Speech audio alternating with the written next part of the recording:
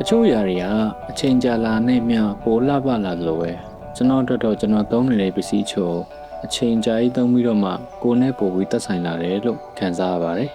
အချိန်ကြာလာနဲ့မျှပိုလှပလာရတဲ့မှာလေသာပစ္စည်းတွေအဓိကပါပါတယ်ကိုယ်နဲ့အတူချိန်ကြာရှိလာလေးလေးသူ့စီမှာလည်းကိုယ်နဲ့အတူရှိလာတဲ့အမှတ်သားလေးတွေပေါ်လာလေးလေးကိုယ်နဲ့ပို့ပြီးတော့သက်ဆိုင်လာလေးလေးပါပဲ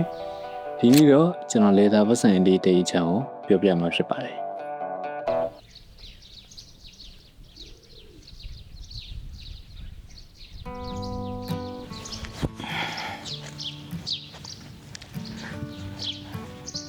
ဒီနေ့ကတော့ပတ်စံအလေးတိတ်အကြောင်း review လုပ်ပေးပါမယ်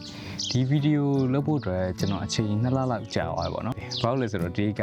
လေသာပတ်စံအိတ်မို့လို့ပါလေသာပစ္စည်းတွေဆိုတာကျတော့ကိုသုံးလာတာကြာလာတဲ့မြောက်ပေါ့နော်ဒီအိတ်ပေါ်မှာ damage လေးတွေကိုနဲ့တူတူရှိလာတဲ့အမှတ်သားလေးတွေဖြစ်လာတယ်အဲ့ဒါလေးကိုကျွန်တော်လိုချင်လို့2လတောင်ကြာခဲ့ပါတယ်ဒီပတ်စံအိတ်လေးကညိုကနေထုတ်ထားတဲ့လေသာခောက်တူပတ်စံအိတ်လေးပဲဖြစ်ပါတယ်ဒီပတ်စံအိတ်လေးကိုတော့ကျွန်တော်ရန်ကုန်ရောက်အချိန်မှာပဲသူတို့ညိုကနေပြီးတော့ကျွန်တော်ကိုလေသာပတ်စံအိတ်တွေအများကြီးပို့ပေးလိုက်တယ်အဲ့ဒီကနေမှကျွန်တော်ခောက်တူလေးကိုယူလိုက်တယ်အဓိကတော့ကန်ရလည်းအဆင်ပြေတယ်ဘောင်းမီတွေထည့်တာတော့ဘာလို့ဆိုလို့ရှိရင်အဆင်ပြေတာဖြစ်တဲ့အတွက်ဒါလေးဝယ်ယူလိုက်ပါတယ်ပထမဆုံးဒီဇိုင်းပိုင်းလေးတစ်ခုပြောပြမယ်ဆိုရင်ဒီဇိုင်းပိုင်းကတော့လုံးဝရှင်းတယ်အမဲအောင်ပြောင်းပေါ်မှာပါသူ့ရဲ့ချုပ်ထားတဲ့လက်ရလေးနဲ့ညူဆိုတဲ့ logo လေးကိုထောက်မှာပဲပါတယ်အဲ့ဒီညူဆိုတဲ့ logo ကလည်းကာလာမဟုတ်ဘူးဒီထဲမှာပဲရောဝင်နေတဲ့ logo ပုံစံမျိုးဖြစ်တဲ့အတွက်လုံးဝပတ်စံကကြီးလိုက်တာနဲ့လုံးဝရှင်းပြီးတော့ premium ဆန်နေဆိုတဲ့ခန်းစားချက်လေးတော့ကျွန်တော်ရတယ်ပေါ့နော်နောက်တစ်ခုကပတ်စံကြီးဆိုတော့ပတ်စံထည့်ရတာတော့ကတ်တွေထည့်ရတာအဆင်ပြေတာဆိုတာလေးကိုပြောပြမယ်ကျွန်တော်အဆင်မပြေတာတခုတော့တွေ့တယ်အဲ့ဒါလေးကိုလည်းကျွန်တော်ဒါ brand bag ကိုလည်းပြောပြတာပေါ့နော်ဘာဖြစ်တာလဲဆိုတော့ပတ်စံတွေအများကြီးထည့်တယ်ဆိုလို့ရှိရင်ဒီထောက်နားလေးကပတ်စံ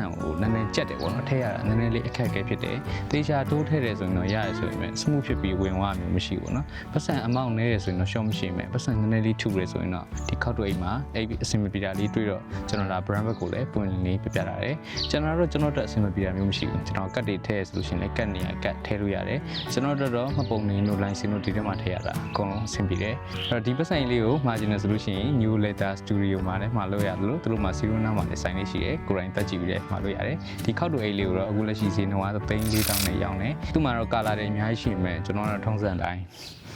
အမဲရောင်ပဲပေါ့နော်အဲ့တော့ဒီဗီဒီယိုလေးကိုဆုံးဖြတ်ကြည့်ပြတဲ့အတွက်လည်းကျေးဇူးအများကြီးတင်ပါတယ်တက်တာပါ